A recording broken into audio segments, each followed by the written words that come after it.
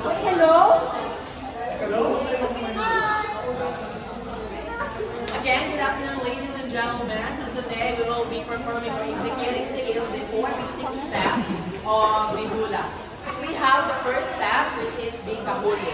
So in executing kahulu, straighten your back, bend your knees, and you should face directly in front, chin up, and straighten your right arm. By the way, guys, in performing hula, we should always start on the right.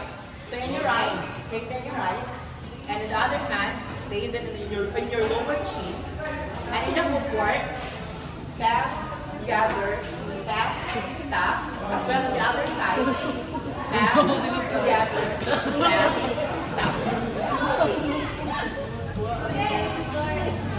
So the second step is Ami. So first is always straighten your back, bend your knees, chin up, and face forward.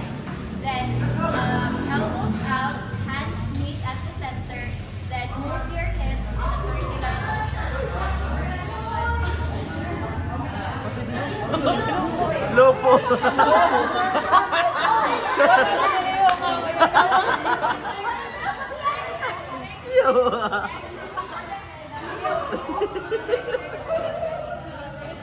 Straighten your back.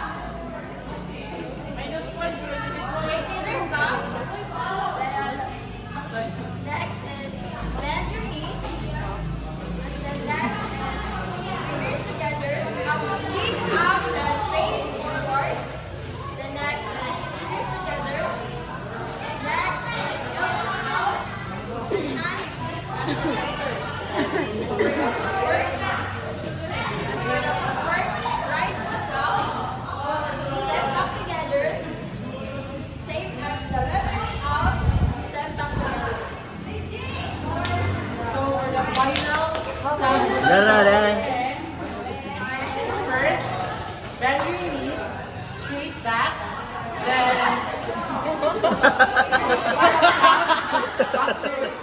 back straight, then arms out, hands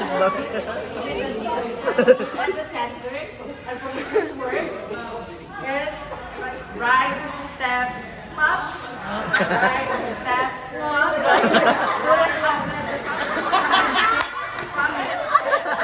step